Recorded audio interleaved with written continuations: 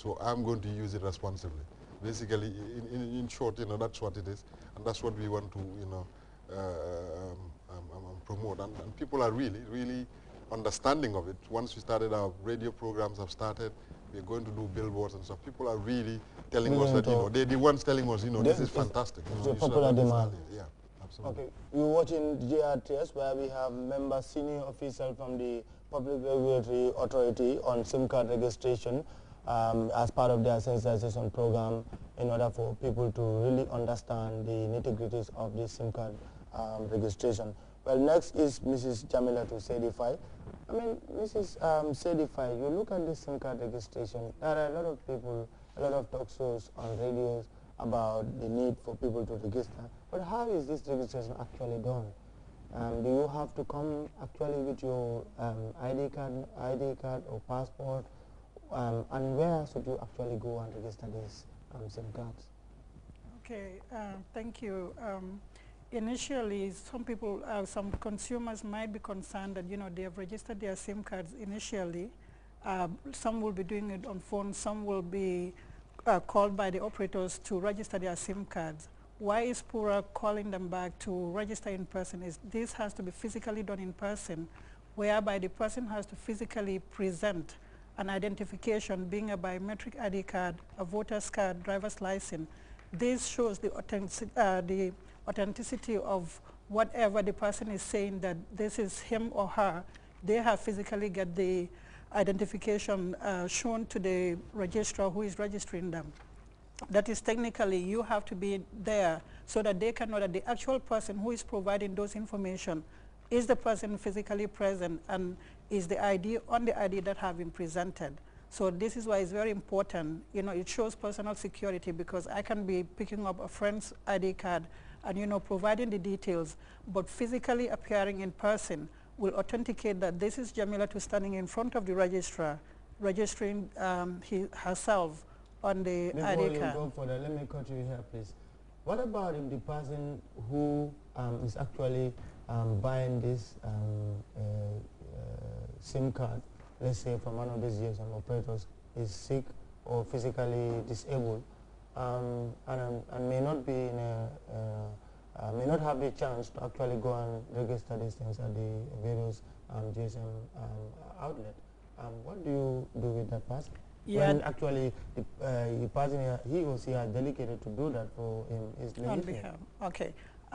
This is why an extensive period have been provided till June 15 for a deadline, so whereby you couldn't make it during the time that you really wanted the SIM card, you still have more time. Nobody hopes to be sick until that long, whereby you couldn't go and make a provision of that ID card in person. And what is that? So what is the duration?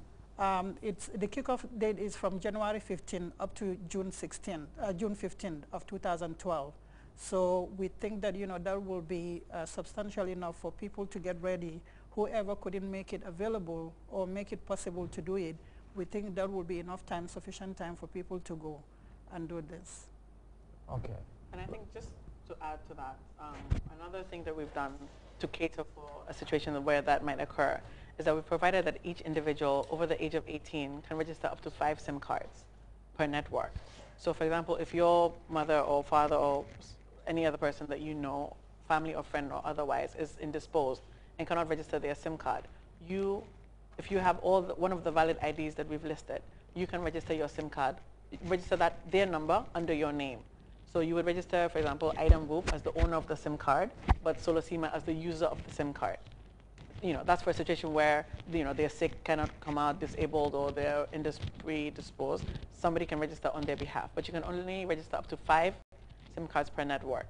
And you have to be very careful with whoever you register, because you are basically, being a person for them. So if they do anything on the SIM card, you are the one who might be held responsible to say, you've registered this person, this and such has occurred. So we're trying to cater the provisions to sort of suit the local circumstances. Because even if the person is not sick, they may just not have a biometric ID card, or they might be under the age of 18, in which instance you're not considered an adult, which means you cannot enter into a contract. So in that instance, you would have to register that person as the user of the SIM card and register yourself as the owner of the SIM card. but then each DSM operator has its own way of applying this rule, even though the principles all remain the same. And so if you went to their head offices or you called their helpline, they would explain to you how to go about the process of registering on behalf of someone else. Before turning my attention to Solo Sima, one last bit on this. What are the implications for not actually registering your SIM card? Let's say June 2012 is the deadline, and now there are still people who are hell-bent on not registering. They have their they have their own, agenda, or they don't actually want to cooperate with the authorities. What is going to happen to them? Well, as Yamila mentioned, the mandatory date is January 15th. So as of now, people are still registering, but it's voluntary. But from January 15th, it becomes mandatory for everyone to register. 6 months from that date, on June 15th, any person who has not registered their SIM card, your line is going to be disconnected. So you'll no longer have access to telecommunications, from June 15th if you don't register your SIM card. Once you register, then your line could be reconnected. Whether or not you get your same number depends on how the operator utilizes the numbers after you've been disconnected. But, as you mentioned, people, because of a lot of misconceptions, that's really been the reluctance to register because they don't really understand why we're doing it. They don't understand the reasons behind it and that it's for their benefit. But we found that with a lot of our sensitization we've been doing, people have been able to say, oh, okay, now I understand it. That makes sense. I'd like to do it. So all the calls we've been getting on the radio, all the calls we've been getting at Pura, they've been really applauding the initiative and saying this is something that is really good because, as Solo said, at every point in time, somebody has been affected by a malicious phone call, an anonymous phone call, a 419 text message. There's so many things that are affecting people. So from June 15th, your number will be disconnected.